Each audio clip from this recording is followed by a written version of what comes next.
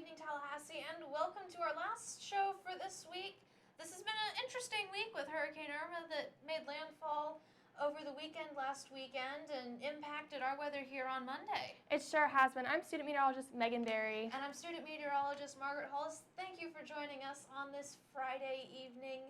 And we've had some nice weather this week since it has been nice. Yeah, we had that hiatus between school and, having that break from the hurricane, but I've been having a lot of time outside because the weather's been really nice. It has been really nice. It's been warming up back into our normal summer pattern and also getting back into those late summer showers as well. So we will be talking about those sort of summer showers as well. And the heat coming back this weekend. Yeah, we have had some rain, so I've been enjoying those cool mornings. And then when the rain comes, I go inside, watch a movie, go out at night and relax when the rain clears up. So similar patterns coming next week as well, but hopefully a lot nicer weather. I'm going to go ahead and take it out to the wall. We're going to talk about some current conditions we're experiencing in Tallahassee. Right now, I was walking to the studio. It started to sprinkle, but we're seeing some thunderstorms right now. Dew point 75, humidity is 85, so it is pretty moist outside. With that 80 degrees and that thunderstorm, it's not too nice of a night tonight in Tallahassee.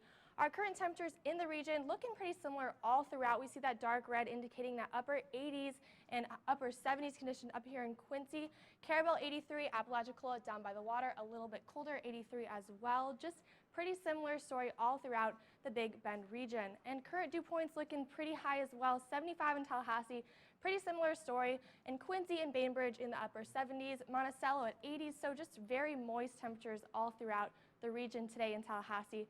Current heat index, we can see Perry is the hot spot at 99, very, very sticky and hot outside. Tallahassee at 86 degrees, Quincy at 83, Bainbridge at 97, so the whole region feeling very hot, so that those rain temperatures not cooling us off very much today. Local radar, we can see some pop-up showers over here near Mariana and Quincy, brushing over Tallahassee a little bit, bringing that rain for tonight. Going to clear up later, but coming back tomorrow with that rain, chances increasing throughout tomorrow. Tonight's forecast looking pretty good, 74. It's going to be rainy though, so stay inside tonight. Nothing outside tonight with that rain unless you have an umbrella or a rain jacket to accompany you with your plans. Rain chances clearing up after 10 o'clock though, so if you have late evening plans, you'll be able to stay dry for those. Tomorrow's forecast looking pretty good too with 87, so not too hot, but we do have that 60% chance of rain. So tomorrow with your Saturday, make some indoor plans, nothing outdoors. Hopefully these showers clear up before Monday. No one likes to get wet on their way to classes. With only at 5-mile-an-hour wind, it should be pretty nice. Looking at our 5-day, sun mostly every day except for tomorrow with that 60% chance. Lower 70s though on Sunday, so a lot cooler coming on later in the week. Dropping down into the 60s on Monday and Tuesday, so make some evening plans on Monday and Tuesday, maybe to walk around on Landis and study for your upcoming exams as school starts again. Our current conditions in the state of Florida though, panning out just a little bit and looking at those. Tallahassee, thunderstorms here. The rest of Florida looking pretty nice though. Just some clouds and a little bit of sun peeking out down here in South Florida. Bahamas with that 90 degrees as well. So the whole state feeling pretty hot with these current conditions. Our current dew point, pretty similar story all throughout Florida, just moist upper 80 temperatures as we see all throughout the season. 75 in Tallahassee, 73 in Pensacola. Down here in my hometown, Fort Myers, 75, so just 70s all throughout the state of Florida. Satellite and radar, we can see some stuff out here in the Gulf. Just a lot of moisture bringing some rain into the region, a little bit in Jacksonville too. That Gulf moisture, no surprise for us Floridians. Tonight's forecast looking pretty good too. 73, 80 Miami, a little bit colder in upper Florida. South Florida feeling a little bit warmer. Tomorrow's forecast, we're looking pretty good, but we're going to go ahead and take it out to Margaret with a look at what's going on in the tropics. Thanks, Megan. Yeah, we are going to be taking a look at the tropics because the tropics are really getting active here across the Atlantic basin. Our storm names for this season, we've already seen names A through I as well as K. Jose is now back up to a Category 1 hurricane over the western Atlantic, and we are watching two areas over the eastern Atlantic for development. If those areas develop, the first one would be named Lee and the next one would be named Maria. So now we're going to take a look at Hurricane Jose on the satellite view here. It has been going through some reorganization, so you can see those high, bright cloud tops not being quite so present, but now they're starting to pop back up as we get towards the 6 o'clock hour. But Jose is still a strong, healthy storm out over the Atlantic Ocean. And over the next couple of days, it has finished its loop-the-loop today. And as we go into the next couple of days for its forecast, it is going to make its way roughly parallel to the eastern seaboard of the United States, kicking up some surf for the Outer Banks of North Carolina, getting in towards Virginia and Maryland. And by midweek next week, places like New York and Boston and anywhere in between there do need to be just keeping an eye on this storm, because there is a chance that it might get close enough to them to cause some impacts. But right now that forecast is too far out to have any real certainty beyond Jose kicking up some waves along much of the eastern seaboard. So for the rest of the week, the biggest thing to keep an eye on is where it continues to go, but it's not time to start getting into major worrying yet. Moving over to the eastern Atlantic, we are looking at this area of potential development. It's got a 70% chance of development, as well as Tropical Depression 14. And as we take a look at Tropical Depression 14's track, it is still just off the coast of Africa, but it will be making its way to the west over the next couple of days. And in the 5-day forecast period for the cone, you can see moves very slowly the first couple of days, and even by Wednesday it is still well over open waters. So Tropical Depression 14 is not posing any major threat to land anytime in the next week, but both that area of development and 14, we should keep an eye on them for potential development a week to a week and a half for potential impacts to the Caribbean and the United States. Now, as we bring things back home to the U.S., there's a lot of hot temperatures across much of the southeast. You see the thunderstorms here in Tallahassee bringing temperatures down a little bit, but even Atlanta, 82 degrees, 86 for Memphis, going over to Texas, 94 in Dallas. But it's not hot across the entire country. Billings up in Montana is 44 degrees. They're getting their first taste of winter up there. In the Rockies and the Pacific Northwest area, they're getting that first bit of winter. You can see those cold temperatures dipping down out of Canada and into the northern U.S. And as we take a look at the national satellite and radar view, southeast staying warm because we've got high pressure keeping our skies nice and clear. Florida is getting some of that Gulf moisture in with those showers and storms. But as we look out west, low pressure and a cold front. And you can just see all the rain and snow up in the mountains there over the Rockies. So they are really getting their first taste of winter there. And the watches and warnings really show that. You can see the freeze watches and warnings, the winter storm advisories. And there are these brown area here is also just to do with the lake wind. We also have to bring attention over on the eastern half of the country. We got the flood watches remaining from Irma because of all the rain there. The rivers are still draining, as well as tropical storm warnings out over the open waters of the Atlantic Ocean. For tonight's forecast, staying comfortable across the southeast. Mid-70s for places like Florida, Alabama, Mississippi, down through into Louisiana with New Orleans. Nice, comfortable temperatures, a little bit cooler up north towards places like Boston. Billings, though, trying to get down to the freezing mark, all the way down to 37 degrees for tonight out there in Billings, Montana, and even Salt Lake City getting in on the chill factor there, 48 for tonight. For tomorrow, sunny. Places like Phoenix and Albuquerque still looking at getting very hot, trying to reach that 100-degree mark even in mid-September for Phoenix. And another warm day with a mix of clouds and sun for the southeast. And now I'm going to let Megan take a little bit more detail on the southeast.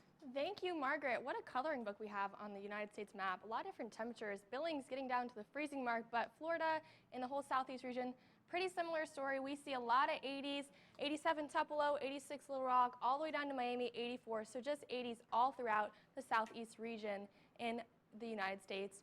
Current dew point, 75 in Orlando, 75 in Tallahassee, 69 Montgomery, all pretty similar. That high pressure keeping us pretty clear, pretty consistent with our temperatures this time of year. Satellite and radar, we can see Jose out here to my left. That Margaret just touched on Jose. No possible threat in Tallahassee anytime soon. What we are looking at tonight, though, are these showers over here popping up with that moisture from the Gulf, bringing in some storms to Tallahassee tonight in the region. Watches and warnings, as Margaret just touched on, Small craft advisories all on the east coast of Florida. We have that stirred up ocean and those high waves, so if you have any boats, kayaks, canoes, don't go out in the water tonight. We have some watches and advisories telling you to stay off of that water until calmer conditions come. Some flood warnings in central Florida, so anyone affected by Irma, just be cautious of those warnings that are put out tonight. As well as that, tonight's forecast, we see some pretty good conditions. 73 in Tallahassee for tonight. That's pretty cool and comfortable. 70 in Montgomery. Don't even need your AC for tonight. Just open up those windows, make sure that rain doesn't get in, but just enjoy those cool temperatures as we are approaching fall. Tomorrow's forecast looking pretty good too. 88 in Tallahassee. We do have that rain in the 60s, but not all day, just popping up in the afternoon. 92 in Orlando, 92 in Miami. Finally, some calmer conditions for South Florida, who just got over that Hurricane Irma as they passed through the region.